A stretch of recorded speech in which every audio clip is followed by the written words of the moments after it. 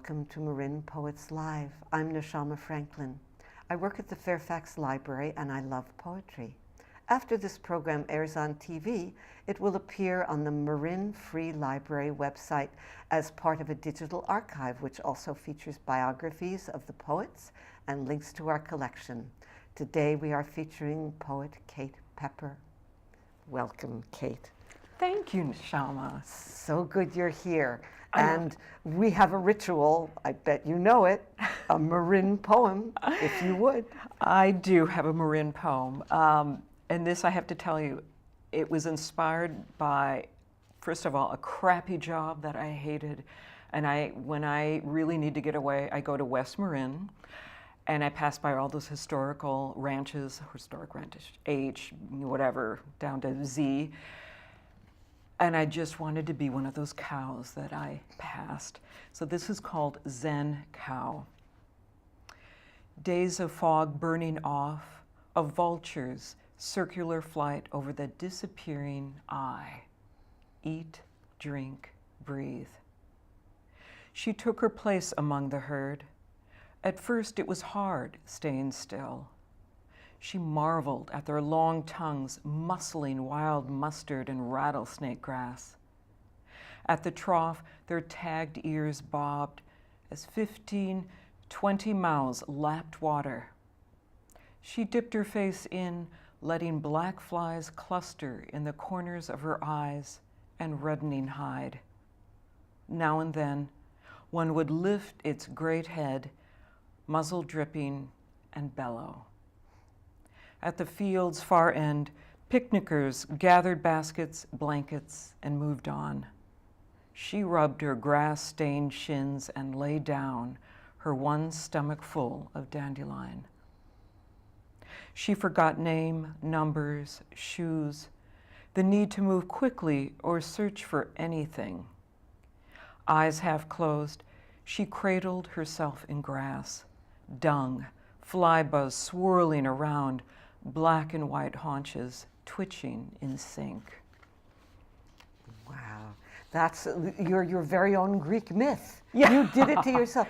Now, is it the I, the you, not the I? That's right, I thought the so. I. Yeah, Yes. no, I heard it, I felt it, and it's just delightful. Thanks.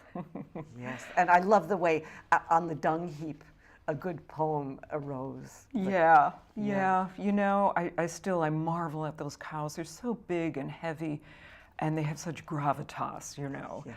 So I still envy them, though I'm happy to still like shoes and names and numbers and Exactly. be active. But you can move back and forth, the magic of poetry. Yes. Okay, what comes next? The next one is a prose poem, and it's all one sentence. And it's also inspired by nature, especially when I was a girl. That was my refuge. It's called I Was Not Mistaken.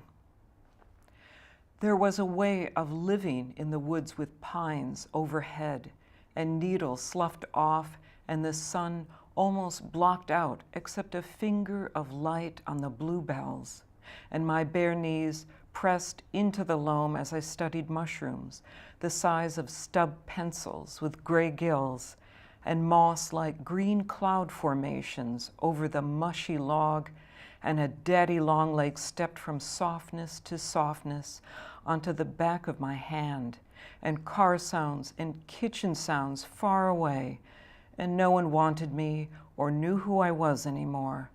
And maybe this went on for years, and the teacher was wrong when she said, "You have an emptiness inside," when I drew that picture of the oak with a hole in its trunk, because I know that's where the squirrel lives who eats the acorn and drops it too.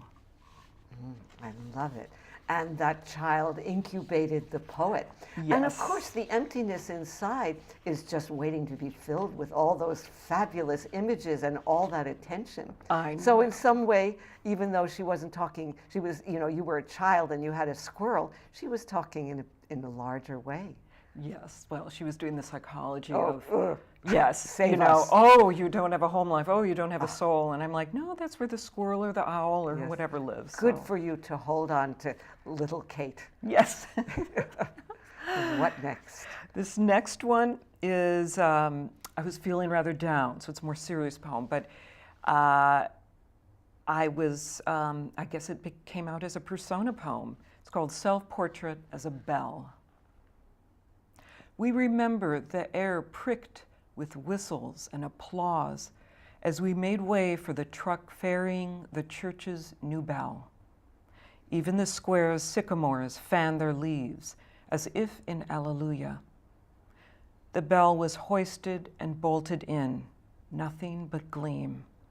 We looked up, eager for its first peal. The mayor pulled the rope. The bell swung right, left, right, a string of damp sounds that neither sang nor echoed. The mayor and a swarm of officials stampeded up the belfry. One by one, they stood under its iron skirt. Fissures were found, not seen from the outside. The clapper was mute, yet one woman was sure it shuddered at her touch. Others put their ear to the cool metal and swore they heard a river. Though beautiful, the bell has a lopsided sound ring and a lip too cracked for clear pitch, read the Gazette. Without fanfare, the bell was brought down and housed in the museum next to the town's first fire truck. No one touches it, yet year after year, some unseen flaw continues to weaken the bell's ribs. Everyone knows the bell will crack clean through one day and give way altogether. Then a sound, such an unbearable sound. What a surprising story. Did you grow up in a small town? Medium? No, but I grew up in a suburb of Minneapolis, Minnesota. We lived in the woods primarily. Yeah. And I don't know, shoes and bells come into my poems. I don't know why, but this is the biggest bell poem that I've had so far. Right, and so. I just keep spinning out into government and expectation. That's where that poem took me. You know, that which looks beautiful, which doesn't work.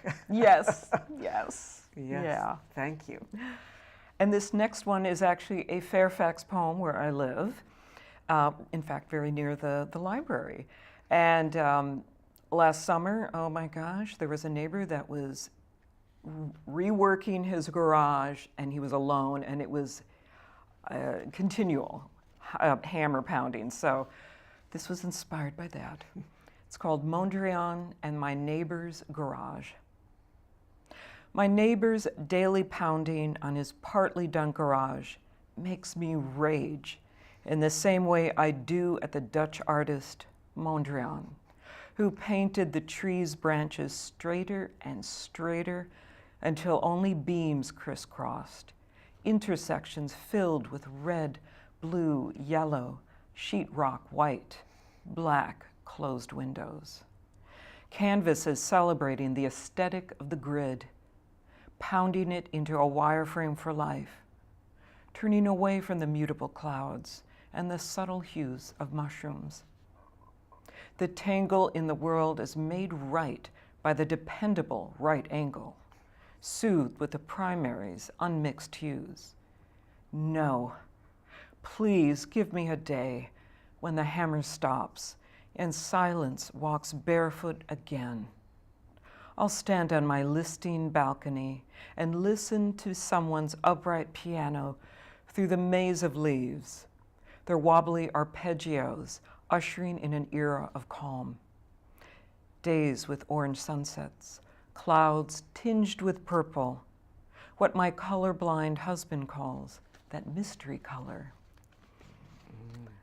Well, I feel the same way about Mondrian, by the way. And these are poems like, you know, pearls. They start with grit, and look what grows from them. It's just wonderful. In fact, I was trying to write when that guy was pounding. I'm like, oh my gosh, how am I going to write? Yes. And then this came out, and I'm like, the first thing that popped in my head was Mondrian, and how I almost broke into hives the first time I saw a show of Mondrian. Wow.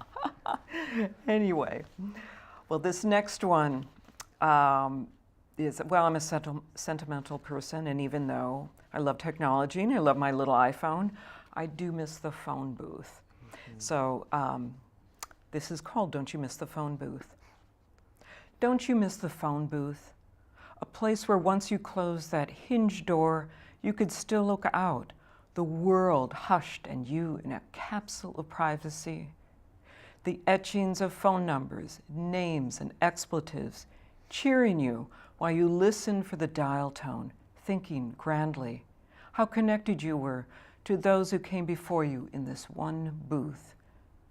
And wasn't it comforting, too, to feel the heft and solidity of the phone book, or rub the cigarette burns on that little corner table? In old movies, people excuse themselves in restaurants to make a call, and you remember finding the quiet corner near the restrooms, the payphone inside the cubicle just big enough for you to lean in. How good you were at not speaking loudly. How nice it was for folks to stand back, waiting for the caller to finish and step away before walking up and putting in the dime. Oh, sure, back then it meant people couldn't reach you 24/7. Photos snapped from your cell at a dinner party couldn't be sent to your loved ones in Zurich, or your pre-teens' thumbs get the workout from texting. But hey, wasn't it swell to walk down a city street and the only people you heard talking to themselves were crazy?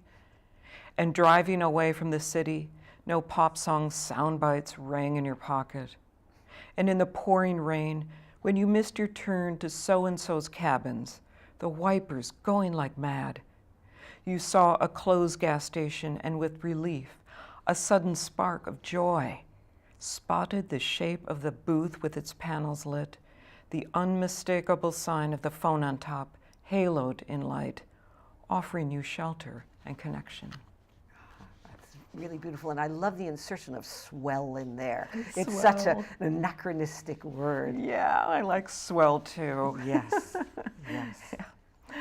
And I like mixing funny with serious. Yes, yes.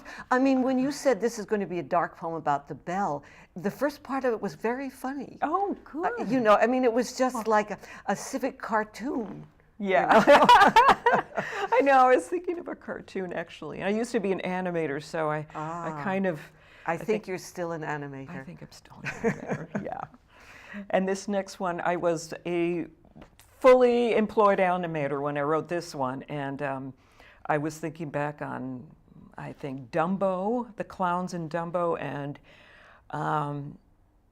I don't know, I hate clowns. I'll just say it. I just really don't like clowns. So this one's called A Clown's Wife. My mother told me clowns are safe. Imagine a man who smiles every morning. Mother, underneath the smile is a smile, with another tattooed on his pillowcase. My husband parades behind slow elephants, pinching his nose, grimacing. The audience cheers as he galumps in his canoe-sized shoes, waving with giant Mickey Mouse hands. They don't know how he takes the steps in twos to our dingy apartment, banging the door open, smelling of hay and peanuts, yelling how funny the boys were tonight, had him rolling in the aisles every night. Every night he practices grinning, removes the orange wig, and rakes his greasy hair. The safety net is under me, Mother, and I want walking on eggshells before I forget how. I want lovemaking without the gloved hand. Want the spotlight on me, the blindfolded lady, knives thrown all around her. Each thwack would make me shiver, might make me bleed. Mm-hmm. Wow. I feel exactly the same way about clowns that you do.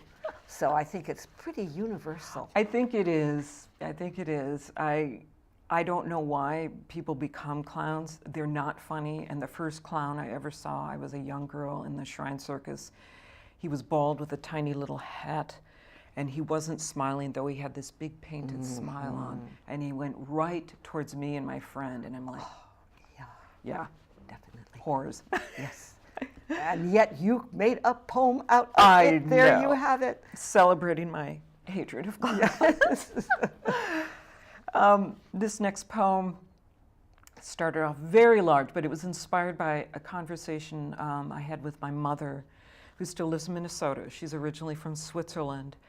And during the war, World War II, she lived in a tiny town called Schaffhausen, which is it's swallowed. It's a bit of Switzerland, but it's kind of swallowed up by Germany. So she lived right on the border. And they frequently got bombed by accident by the Allies. And anyway, this sprung out of that Swiss border town in the time of war for my mother. The time of happiness as a private matter is over, Hitler rants on the kitchen radio. Shards of music crackle with static. Cow brains sizzle in sardine oil saved from the tin. Her mother boils coffee made from chicory, from acorns, from dust. She wraps an orange in a towel. Close your eyes and make believe we have a birthday cake for you. The girl closes her eyes and makes her wish. Red shoes. For one day, red shoes. That's so beautiful. But the vision of cow brains in sardine oil is just so disgusting. Yes. I mean, if you had to come up with a food stuff. I know. Right. My mother said that we knew it was like, when she saw them sitting on the counter, it was like not looking forward to dinner. Right, and also that idea of this little, the neutrality wrapped by the evil, Right. and how it can't stay neutral, it gets bombed anyway. Right. The unfairness of life. I know. I had a lot more about the bombings, how she lost Yeah. friends because their homes would be bombed during the Yeah. day and whatever, but it got distilled down. It really did. It really did. Yeah. So, and this next one was inspired. My father was a psychiatrist, and I used to go into his office while he was working on stuff and peek through his medical books. Oh. And one of them was it's called the Textbook of Pathology, which I now got. This summer, my mom was moving, and he has long since passed away, but I got that. So anyway, this is inspired by that. Textbook of Pathology. Papa calls it the Bible of Disease. I play hide and seek with the black and white plates, memorize where the hair lip and cleft palate boys are. I wonder why the people have blanked out eyes.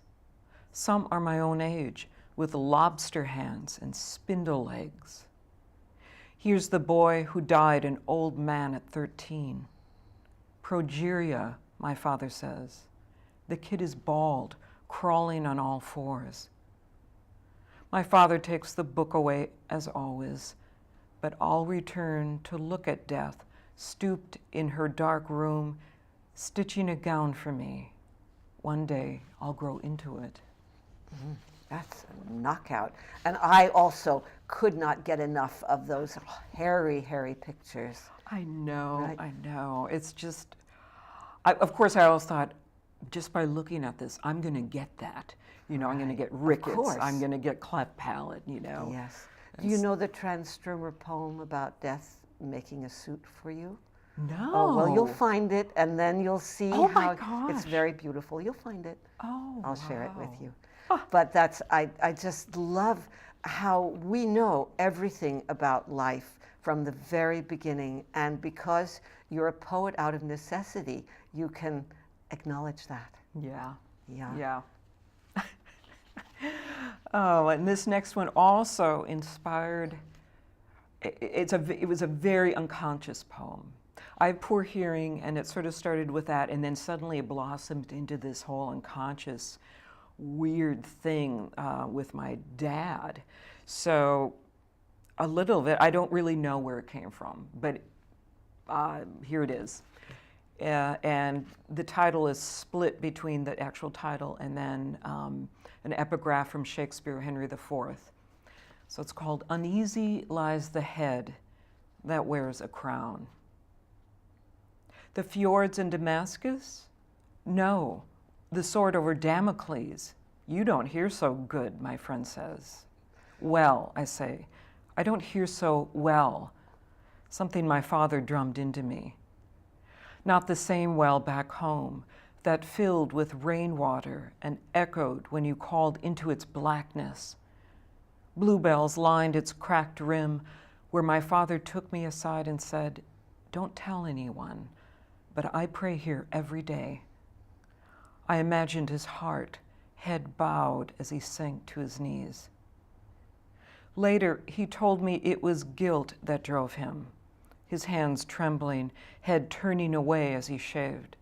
So what I heard was gilded, as in something shiny. No, he said guilt while he shaved, and I, a girl of 15, watched him with this ritual. The blade clearing swaths of cream from the cheeks, then the upper lip, and last, the neck. My cue to hand him the tie he'd circle under his clean chin, then not. That's, again, an exquisite evocation. And you don't have to explain where it came from because it comes from, that great well of whatever. And it holds together. It has a definite integrity. Although I couldn't explain it. I know. And I wouldn't want to. No. Because it's all just the rich imagery, and anyone who's ever watched her father shave is right there with you. Yeah. Well, I also go back to that same well and that same part of the woods. Obviously, there's something that I am still exploring because Mythic. it keeps coming up. Yes, Yeah. about 5 minutes. Okay. This one is IKEA.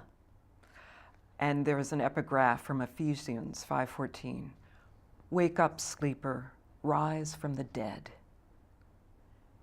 No clocks, all the windowless walls gleam with their own light. Rooms within rooms at first frightened, then lulled her. Lord, I came here only for a faucet. How could I have lost you? She buys a miniature watering can and an indoor-outdoor rug before hearing the loudspeaker call her name. I'm here, Lord, on the 3rd floor with the cabinets. The blandness of veneer is comforting. She wanders to the Malm queen size, stretches out face down. Christ lifts up the snow globe and shakes it, flakes falling on the blue and yellow building inside. Wake up, he says to his flannel doll on her bed. Who would have known that IKEA would be such an incubator? Yes. It's a dreamlike place, actually. I've been there once. It freaked me out. And yes, I did buy a little miniature watering can and a rug. I don't know why, but anyway. Yes. And you got out of there with your life and you found your car. Yes, I did. Oh my gosh. That was freaky. Right. So we're getting close to the end, so I want to make sure you get in what you want to get in. I have one small little poem, and this is called The Serial Killer's Parents, Afterward. Cracking the morning silence with an egg in the new town, cream to lighten his coffee, his good morning, make-believe. Their new name hasn't sunk in, doesn't feel right in their mouths. She pretends to plan raised beds for winter vegetables. Neither would dream of getting a pet.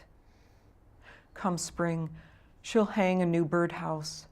He'll paint the fence white to show they belong. Wow, can you climb into other people's lives?